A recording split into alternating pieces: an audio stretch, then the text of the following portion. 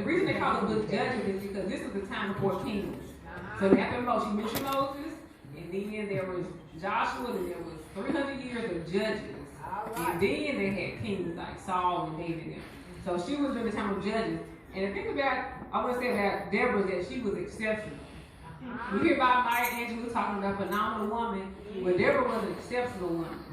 And the reason I call her exceptional is because she was the exception to the rule. You know, for years, it always was men in charge. There was 14 judges during that 300-year period. There was 14 judges. All of them were men except for Deborah. And what that says to me is that she's the exception to the rule, so she must have been exceptional. And as someone mentioned earlier during the occasion, Deborah, she was ruling over the people, the Israelite people, for 40 years. And some people think that women should not be in positions of leadership, but sometimes women, when there's no man that will step up to the position, women have to step up to the position.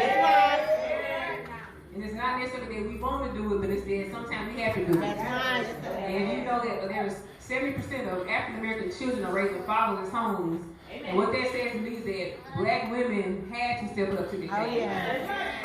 Women can't raise a man, but you know, sometimes women have to do what they have to do. So when God wanted to deliver a nation, he would raise up a judge. So a judge is another word for deliverer. So there was what they call a sin cycle with the Israelites. They would go really well, everything was doing well, they'd follow the law, everything would be great, prosperous. Then they would follow another god, an idol god. Then they would get into captivity. God would send them into captivity. Then they were proud to God. You read that in Judges chapter 4. And the people of Israel, again, did what was evil in the sight of the Lord after Ehud died. Ehud was the previous judge before Deborah. And the Lord sold them into the hand of Jabin, king of Canaan. So we sometimes feel that when we go through bad stuff, it's just because woe is me, woe is me. But usually you all, when we get into trouble, it's because we sinned against God. It says, and the people of Israel did again what was evil. So sometimes we get ourselves into trouble. And they will cry to the Lord for help, verse 3. Then the people of Israel cried out to the Lord for help. And then God was sent a deliverer. So in all these, we didn't mention that Deborah was the leader for 40 years. That means in 40 years, some people will say, Lord, you mean to tell me there was not one man you could find? A few million Israelites, you cannot find one man in 40 years. No, the answer is no. If you could have, you would have. So sometimes, ladies, there are times when men will not love my men in the room, people young in the room, but sometimes we have to step up to the occasion. I like that mention about Deborah in chapter 4, verse 4. Now, Deborah, a prophetess, so she was a prophetess as well. And that's another thing about her that's exceptional is that she was the only judge of the 14 that was referred to as a prophetess. You would hear the other judges, you would hear them talking to God or talking about God, but only Deborah was seen quoting God. So she was a prophetess, and she was a wife, the wife of Lapidot. So sometimes we feel like, oh, women in ministry, women who are in high positions, they can't be married, they can't submit to a man. You can be married, you can be a wife, you can submit, and still do what God has called you to do. Amen. So we see in verse 4, now Deborah was a prophetess, the wife of Lapidot, was judging Israel at that time. She used to sit under the palm of Deborah. She had her own tree. It was like her little courtroom. Her little tree would come to the tree and ask her questions, and she would judge righteously among the people under the palm of Deborah between Ramah and Bethel in the hill country. And the people of Israel came up to her for judgment. So in verse 6, we see that she sent and summoned a man named Barak to lead the people to get them out of Canaan's bondage. So there was a Sisera, he was a leader of the army of Canaan, and then Deborah calls up this man Barak and says, has not the Lord, the God of Israel, commanded you, go gather your men at Mount Tabor, taking 10,000, the people of Naphtali and the people of Zebulun, and I will drive Sisera, who's the commander of the opposite army, the enemy's army, to meet you by the river Kishon, and I will give him into your hand. And this is it's interesting what Barak said in verse 8. Barak said to her, if you will go with me, I will go, but if you will not go with me, I will not go. And this made me think a little bit of President Biden. You know, he knew if I want these votes against Trump, I want to win against Trump. I got to have him as a black woman because I want to win. You got to know what to say. I gave him the vice president. Come on, he come up here with me. Because he knew if he wanted those black votes and those women votes and coming up against Trump, he's going to have to come with some stuff. Yeah. And so sometimes, men, you know, when you're trying to do something for the Lord, you may have to have somebody on your side and help you. And then, you know, he going to the victory. So, now, the interesting thing was that I like about Deborah, when she told him he was going to be blessed, she had let him know that a woman was going to also help. A woman was going to be the one to help win the battle. All right. So it wasn't just going to be that the man was going to have the glory. A woman named Jael was going to have glory at the end of it. We know about Jael when Sisera, all the people in the army, they all were killed. But Sisera, the commander, ran away, and then he went to the tent with Jael, and while he was sleeping, she put a tent peg through his head.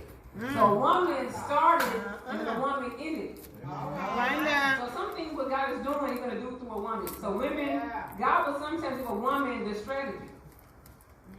Sometimes a woman cannot wait for a man to show up. Women have to do what God has asked them to do. So sometimes women, they don't say, well, who told a woman she can preach? Who told a woman she can lead? Who told a woman she can be this and the third? Well, think about it, women. When God called you, it wasn't a conference call. All right. Come on now. So everyone doesn't have to agree with what God is doing in your life.